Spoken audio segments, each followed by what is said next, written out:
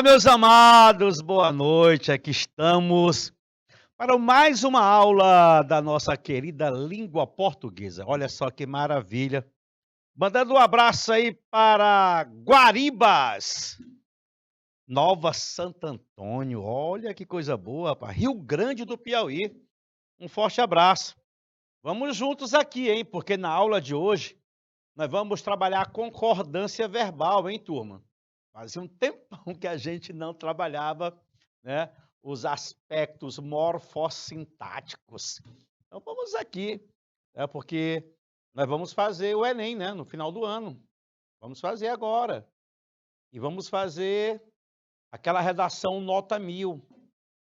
E para que tenhamos esta nota 1000, nós vamos precisar conhecer esses aspectos todos morfossintáticos, né, que vão produzir um efeito de sentido em consonância com a nossa gramática normativa. Beleza? Estou aqui na turma EJA, sétima etapa, ensino fundamental, canal Educação. Eu sou Fernando Santos, professor de análise linguística.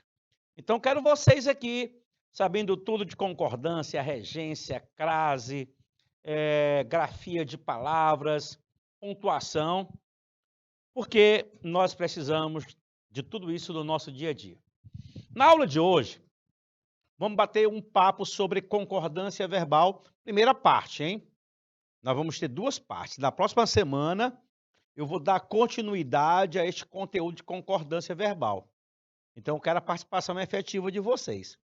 Vocês só vão conseguir aprender mesmo se participarem da aula, se fizerem questões, se questionarem, porque é para isso que nós estamos aqui, né? Para que vocês cobrem de todos nós, né, aquelas dificuldades que porventura vocês venham a ter. Então vamos juntos aqui, tá? Olha, o que é a concordância verbal, meus amados? O que é a concordância verbal? Antes, vamos só colocar o roteiro aqui para a nossa aula de hoje. O objeto do conhecimento, o conteúdo da aula, é concordância verbal, parte 1.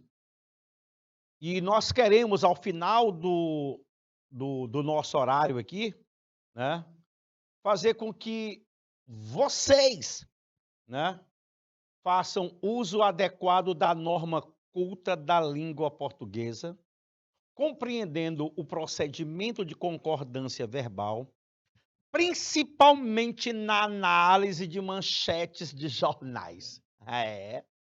Você vai ver aqui que eu coloquei muitas manchetes de jornal aqui que apresentam alguns problemas de concordância. E eu quero discutir com vocês aqui até que ponto essas manchetes apresentam de fato algum problema, tá bom? Você, antes de qualquer outra coisa, você tem que ser um leitor crítico. Você não pode ficar convencido com qualquer leitura que você encontre por aí.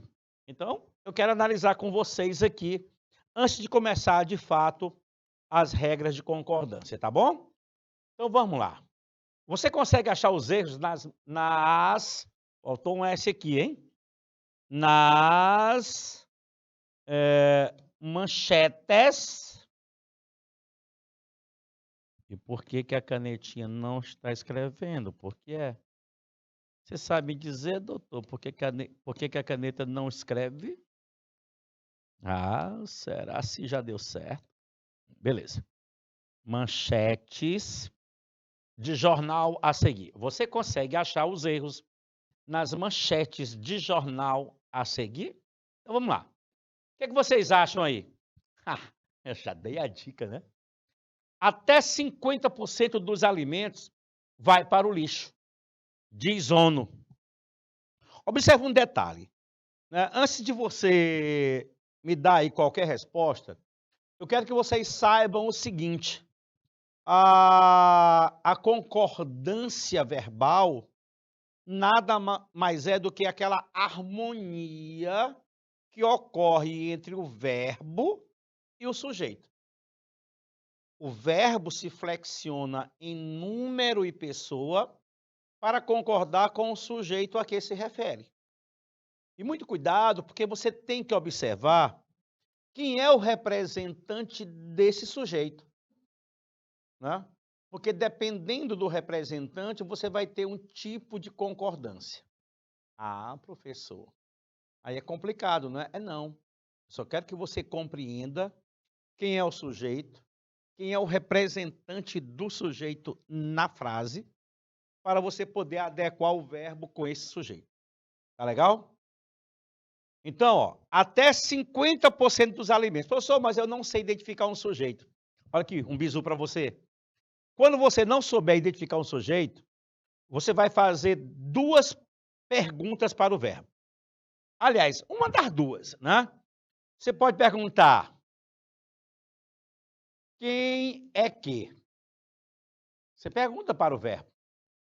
Ou então você pergunta: o que é que? Professor, por que essas 2 perguntas aí? Bem, porque se a resposta for uma pessoa, a pergunta é quem é que. Se a resposta for algo, for uma coisa, a pergunta é essa: o que é que? E a resposta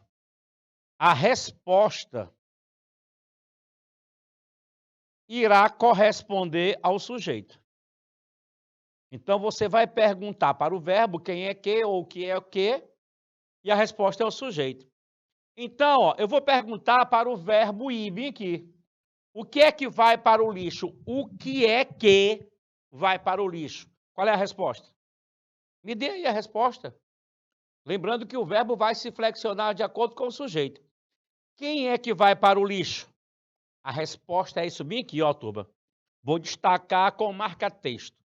50% dos alimentos. Isso aqui é a resposta. Isso aí é o sujeito. Aí você percebe que o sujeito está representado por um numeral percentual seguido de um determinante. E o que é que a nossa querida língua portuguesa diz com relação à concordância de um verbo com um sujeito sendo um numeral percentual? O verbo concorda com o numeral percentual ou com o determinante dele. Como aí eu tenho 50%, o verbo deveria ir para o plural. Então, aí não é vai, é vão. Até 50% dos alimentos vão para o lixo. É a ONU que diz. Olha aí, ó, diz ONU. Ó. Quem é que diz? A resposta, ONU. Organização das Nações Unidas. ONU. Ela diz. Percebeu aí? Manchete de jornal. Só vou voltar bem aqui o objetivo, né, da nossa aula de hoje. Olha aí, ó. Fazer o uso adequado da norma culta da língua portuguesa, compreendendo o procedimento de concordância verbal, principalmente na análise de manchetes de jornal. Ah, professor, entendi. Por isso que o senhor começou por aqui, né? Por essas manchetes aí.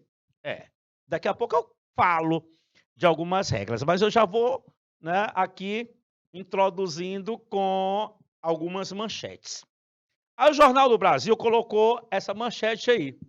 A nova terapia traz esperanças a todos os que morrem de câncer a cada ano. Aí eu pergunto, né? Cadê o verbo? Aqui está o verbo trazer. Beleza. E aqui está o verbo morrer. Ok. Eu vou ter 2 situações para analisar. Eu quero ver se tem problema aí ou não. Vamos lá. O que é que traz esperança a todos? O que é que traz esperança? Aí a resposta é a nova terapia. Ah, professor, aqui tá legal, hein? A nova terapia traz. Aqui está lindo. Botar um 6 de certo. Lindão. Beleza, Rio Grande do Piauí, Novo Santo Antônio, Guaribas, tudo lindo aí, né? Tereza Monteiro, aqui em Teresina, né? Muito bem. Vamos lá, vamos lá, vamos lá, vamos lá, vamos lá. Aqui eu tenho uma situação interessante, né? Esse quezinho aqui, eu vou passar uma barrinha aqui, tá? E vou circular esse que. Esse que é um pronome relativo, tá?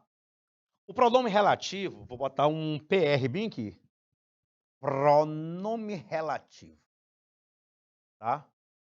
Pronome relativo, ele pode funcionar como sujeito. E quando ele tem a função de sujeito, o verbo, né, vai se flexionar para concordar com o elemento que anteceder o pronome relativo que. E quem é que antecede o quê? Todos os, né? Todos os. E o verbo concorda com o antecedente do quê? Então, todos aqueles morrem de câncer cada ano. Então, esse que é um pronome relativo, funciona como sujeito e o verbo concorda com o seu antecedente.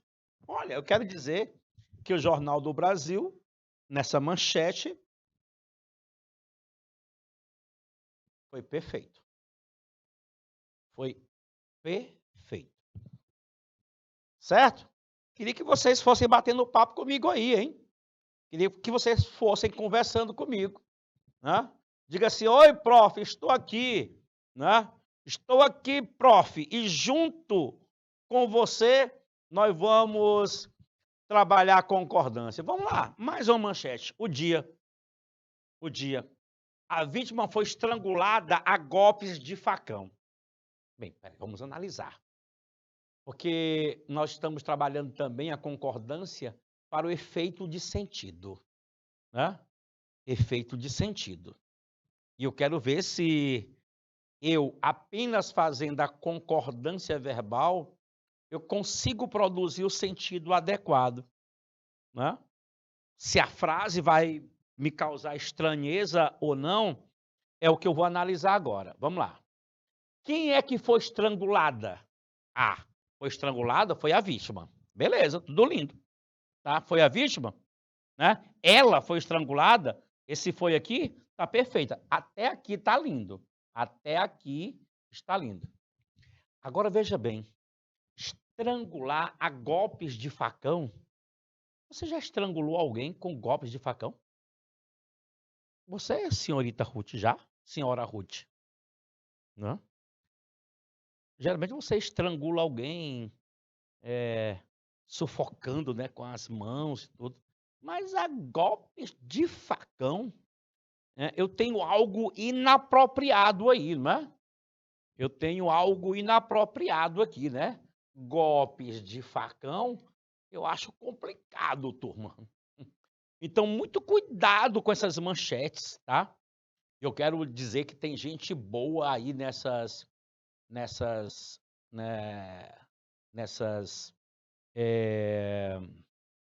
empresas que comunicam, mas precisam, né, ter um pouquinho de acompanhamento por um especialista da área, né?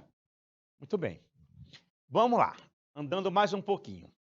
É um site, né? Poder, revelações de detalhes sobre tortura de Dilma intriga Brasil, diz New York Times. Revelações de detalhes sobre tortura. Intriga. Vem cá, vamos fazer a pergunta para o verbo intrigar? Bora.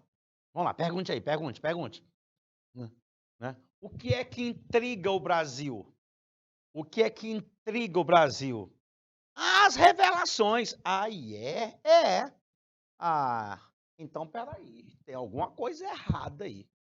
Se o sujeito é revelações, não dá para a gente deixar o verbo no singular, não é, turma? Concorda comigo aí? Em Rio Grande? Concorda aí, Novo Santo Antônio? Em Guaribas? Não dá, turma. seria intrigam. As revelações intrigam Brasil. Tudo bem? Vamos para mais uma aqui. Vamos lá, mais uma. Redes sociais oferecem vantagens, mas traz riscos. Ô, gente, peraí. Redes sociais traz? Não. Quem é que traz risco? Não são as redes sociais? Né? Elas oferecem? Oferecem. Porém, todavia, no entanto, contudo, elas trazem riscos. O problema é do verbo trazer, né? Tendo como sujeito as redes sociais. Professor, eu nunca imaginei que nas manchetes de jornais, né, eu teria problemas de concordância. Temos muitos problemas, muitos. Tá? Vamos andar mais um pouquinho, turma. Vamos agora andar mais um pouquinho, tá? Vamos ver aqui o que é de fato a concordância. Vamos ver algumas regras e a partir daí você vai procurar manchetes de jornal, vai procurar letras de música, né? E verificar, né, a concordância, tá bom? É para o nosso dia a dia tudo isso aí.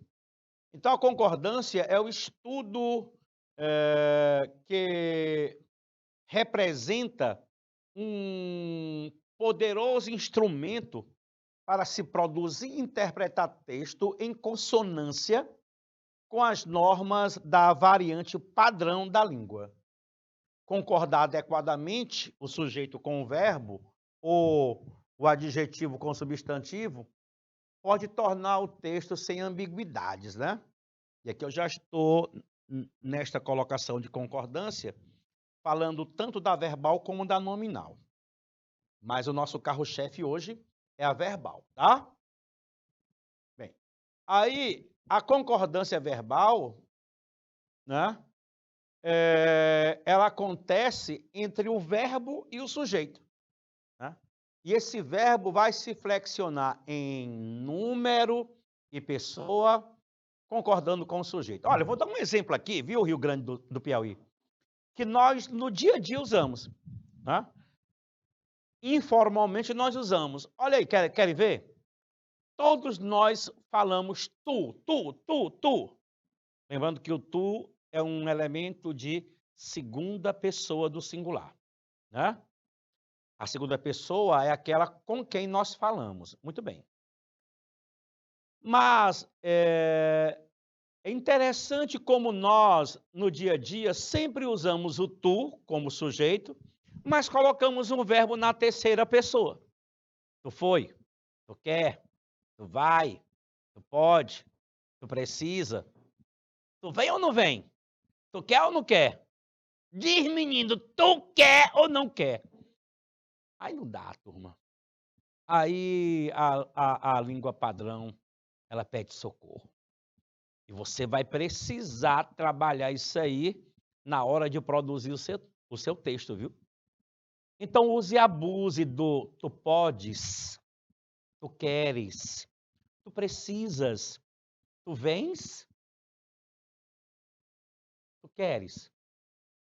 Ah, professor, vão mangar de mim. Que manguem, né? Deixem. Um dia, 2 dias vão mangar. A partir do 4º dia vão querer imitar você. As coisas boas aparecem dessa forma, né? Não deixe de falar a língua portuguesa padrão por conta daquilo que vão falar de você. É claro que você precisará utilizar essa língua em situações adequadas.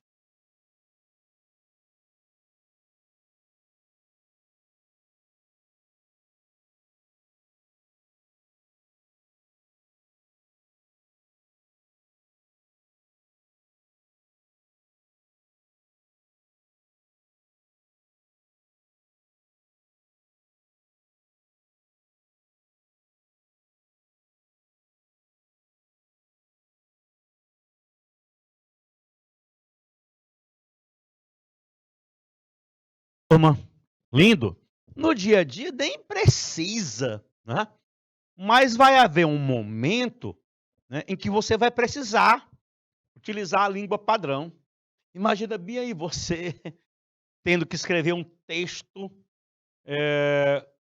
no momento de uma entrevista para um emprego, porque vão querer saber se você sabe escrever, né, de acordo com a língua padrão. E aí? E aí? Tá? Então não é essa questão: "Ah, ninguém nem usa mais isso não, professor. Nas provas nem aparece isso". Uhum. Mas nós estamos estudando aqui para a vida, meu filho, para a vida. Você vai precisar da língua padrão para a vida, para o seu dia a dia, tá? Então vamos lá, ó. Então a regra geral diz isso, que o verbo concorda com o sujeito em número e pessoa. Olha aqui, ó. O gerente aqui é ele, viu? Ele, terceira pessoa do singular. Falou também terceira pessoa do singular. Quem é que falou com o chefe? O gerente, né? Quem é que não compareceu à festa? A secretária e suas amigas. Sujeito composto, constituído por pessoas iguais, terceira pessoa, né? Então, se eu tenho 2 núcleos de terceira pessoa, o verbo vai para o plural da terceira. Perfeito aí. Esta é a regra geral. Vamos para mais um pouquinho, né? Leia o texto abaixo. Leia aí. Nunca produzimos nem vendemos tanto. A gente não sabe se ri ou se chora. Bem, aqui, nesse texto, né, nós temos aqui, nunca produzimos, né? Nunca produzimos, nem vendemos. Ele usou aqui um nós, não foi? Usou um nós. Nós nunca produzimos, nós nunca vendemos tanto. Aí aqui embaixo, né, ele usou a gente. A gente não sabe se a gente ri ou se a gente chora, né? A gente. Aqui usou um elemento de terceira pessoa, tá? Bem, aí eu pergunto para você, nenenzinho, no nosso dia a dia, quando a gente fala a gente, acabei de falar aqui, né? A gente, né? Nós estamos, nós estamos nos referindo a mais de uma pessoa, né? A gente, nós. E eu vou fazer uma pergunta para você aqui. Se nós estamos nos referindo a nós, por que que nós usamos a gente? A gente não quer só comida, a gente quer bebida, diversão e arte. A gente não quer só comida, a gente quer bebida, diversão e arte. Quem é que quer bebida, diversão e arte? Nós. Então, que tal nós falarmos? Nós não queremos só comida, nós queremos bebida, diversão e arte. Nós queremos, tá? Então, vamos aqui, ó. Verifique se o cumprimento da regra geral da concordância verbal ocorre neste anúncio. Nunca produzimos nem vendemos tanto. Beleza, aqui tá lindo. A gente não sabe se ri ou se chora. Também tá lindo. Só que o primeiro, ele é mais elegante, ele é mais chique, né? Nós produzimos, nós nunca produzimos, também nós nunca vendemos. Então não vamos usar no dia a dia esse agente correspondendo a nós. É mais informal, tá? E olha aqui a pergunta: eles apresentam o mesmo grau de formalidade? A resposta você já sabe. Não, não, não tem o mesmo grau de formalidade, né? Escreva o texto do anúncio de forma que os dois períodos apresentem o mesmo grau de formalidade na linguagem. Ficaria assim, né? Nós nunca produzimos nem vendemos tanto. Nós não sabemos se rimos ou se choramos.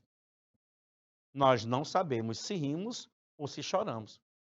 Eis aí, né, a concordância com a linguagem mais formal. E aí eu amo esse texto aí, viu, turma? Fora de si. Vamos bater um papo sobre ele. Do Arnaldo Antunes. Eu fico louco. Eu fico fora de si. Eu fica assim. Eu fica fora de mim. Eu fico um pouco, depois eu saio daqui. Eu vai embora. Eu fico fora de si. Eu fico oco. Eu fica bem assim. Eu fico sem ninguém em mim. Ah, professor, pelo amor de Deus. Aí agora o senhor abusou da gente, né? Muito bem. Veja bem, este eu é um pronome de primeira pessoa, certo? Certo. Certo, primeira. Beleza, lindo. O verbo ficar também aqui no primeiro verso está na primeira pessoa, sim. E o eu também em primeira, sim. Perfeito. Né? No segundo verso, a mesma coisa se repete, sim. Só que no terceiro e no quarto, a forma fica está na terceira pessoa do singular. E o pronome eu, primeira do singular. De acordo com o padrão, isso aí está legal? Não, prof, não está. Porque a regra geral de concordância verbal nos afirma que o verbo se flexiona em consonância com o sujeito. Se o sujeito é de primeira e o fica é de terceira, tem alguma coisa esquisita aí, tá? Tem. Vamos continuar. Eu fico, legal. Depois eu saio, legal. Eu vai, opa! Eu fico, legal. Eu fico, ok. Eu fica, opa! Eu fico sem ninguém em mim. Aí, eu pergunto, será se aí tem alguma intenção? O Arnaldo Antunes, quando compôs, né, esta música, ele teve alguma intenção? Vamos ver o título, Fora de Si. Fora de si. Quando a pessoa está fora de si, né? Rapaz, olha que legal, ó. Fora de si. Você já esteve fora de si? Já? Né? Já falou coisa por aí? Já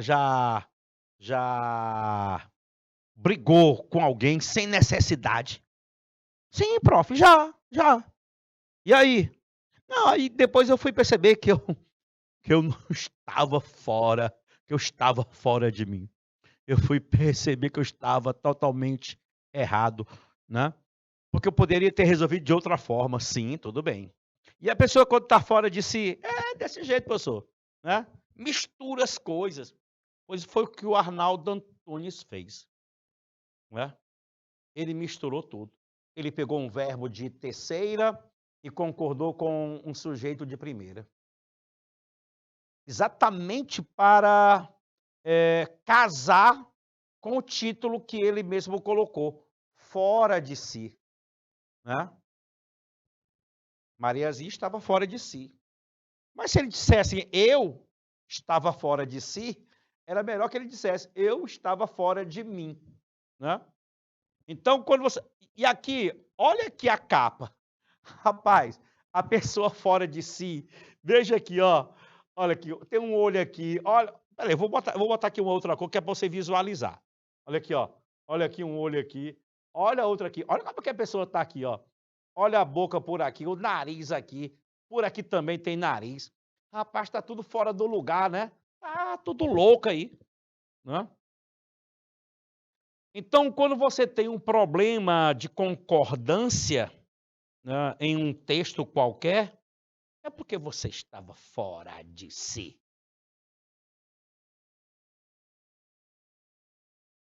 Então, prof, que tal aqui nós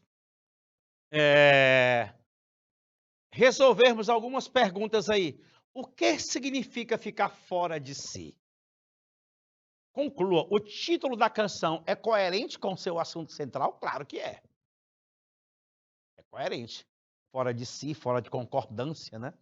O Arnaldo Antunes, ele usou uma concordância inadequada para dizer que estava fora de si quando fez aquela concordância, né? Você deve ter estranhado a falta de concordância entre palavras e termos na letra da música. Reescreva na variedade padrão da língua os versos que apresentam desvio de concordância. Eu vou deixar para vocês fazerem em casa, tá bom? Nesta canção, os desvios são intencionais, levando-se em conta que a forma de um texto geralmente está relacionada com o seu conteúdo. Que papel tem a concordância ou a falta dela na construção de sentido global da canção? Já falamos, né? O sentido aí, fora de si, é porque na composição ele simplesmente utilizou uma concordância inadequada para mostrar que, de fato, estava fora de si, estava fora dos padrões, tá? Aí vem uma perguntinha básica para vocês. Você já sabe tudo sobre o texto. A leitura do poema permite afirmar corretamente que o poeta explora a ideia de que, vamos ver a letra A, buscar a completude do outro, conforme atesta a função apelativa, reforçando que o eu, quando fora de si, necessariamente se funde com o outro. Letra B. Sai de sua criação artística, retratando pela função poética a contradição do fazer literário que não atinge o poeta. Letra C.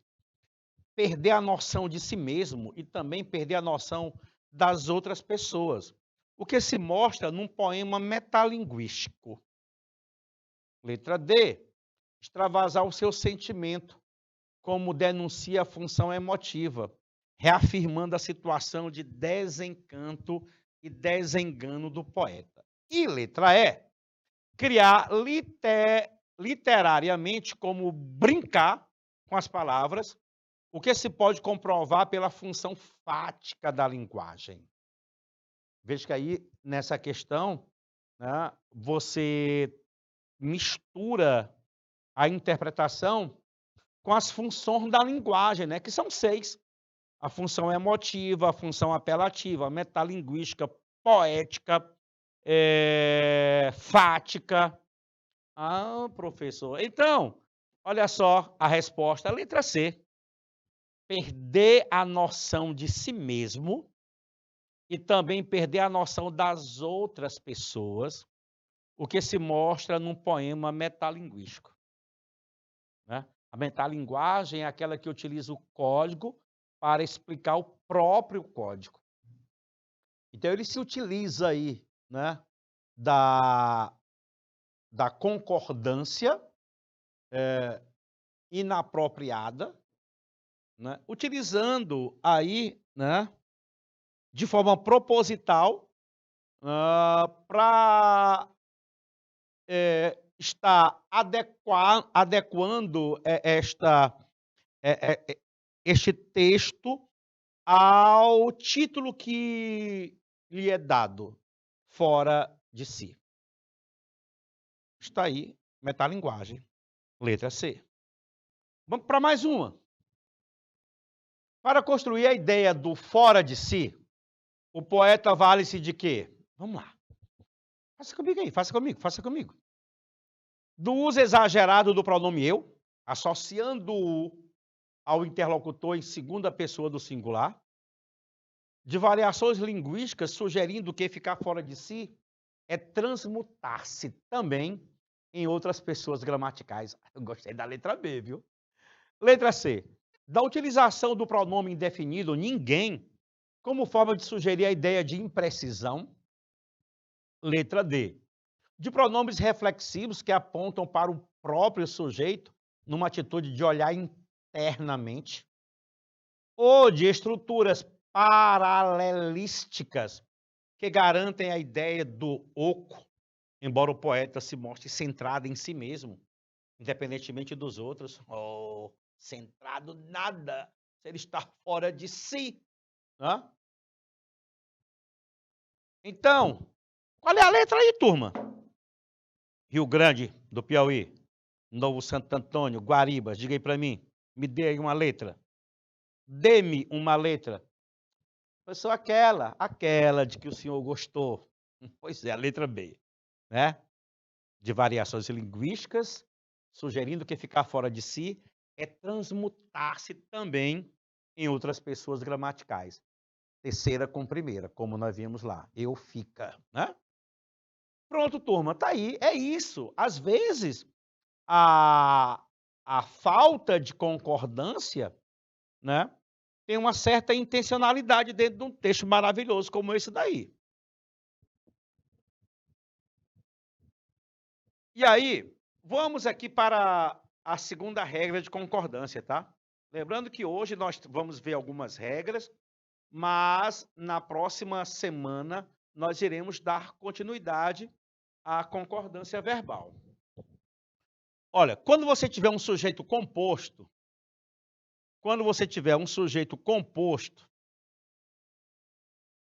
né?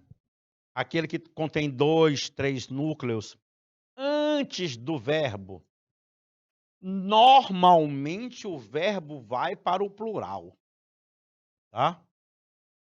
Em algumas situações ele fica no singular. Falo já para você, tá? Então, ó, Recife e Jaboatão são cidades do litoral Pernambuco, né? Quem é que é cidade do litoral Pernambuco? Recife é um núcleo, Jaboatão é outro núcleo. Então, sujeito composto, anteposto a verbo, o verbo vai para o plural. Está aí. Bem, algumas situações em que eu vou ter o sujeito composto anteposto ao verbo, mas o verbo poderá ficar também no singular.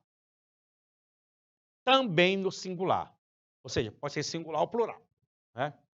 Se os núcleos do sujeito forem palavras sinônimas ou quase sinônimas. Aí você poderá usar o verbo no singular ou no plural. A decência e honestidade é coisa rara nessa sociedade. Veja que decência e honestidade, se não forem sinônimas, são quase sinônimas. E a gramática pré-estabelece que sujeito composto constituído de núcleos sinônimos, o verbo pode ficar no singular ou no plural. Não tenha dúvida sobre isso. Então pode ser a decência e a honestidade são coisas raras ou então é coisa rara, singular ou plural. Também se os núcleos formarem uma gradação de ideias. Vocês sabem o que é uma gradação? É uma sequência crescente ou decrescente. Sequência crescente ou decrescente. É uma gradação, tá? E aí eu também posso ter o verbo no singular ou no plural. A angústia, a solidão, a falta de companhia. Olha só, angústia. Tudo bem. Solidão, ai. Falta de companhia, ai. Veja que aí é uma sequência, né? E aí, formando uma gradação. O verbo pode ficar no singular. Levou ao suicídio. Nada obsta a que você utilize o verbo no plural. A angústia, a solidão, a falta de companhia levaram-no ao suicídio. Ainda nós teremos um sujeito composto, agora muito cuidado, tá? Às vezes o sujeito composto, ele é resumido por um pronome, tudo, nada, ninguém. Neste caso, você não faz a concordância com os núcleos do sujeito. Você vai concordar com a palavra que resume, tá? E a palavra que resume é um aposto, viu? É o famoso aposto resumitivo ou recapitulativo. Então, pais, mães, professores, ninguém. Esse ninguém resume tudo. Pais, mães e professores, que é o sujeito, né? mas o verbo fica no singular para concordar com a palavra que resume. Não concorda com o sujeito composto. Pais, mães e professores é o sujeito composto. Mas o verbo concordou com o aposto. Isso é regra de concordância verbal. É regra especial. Tá?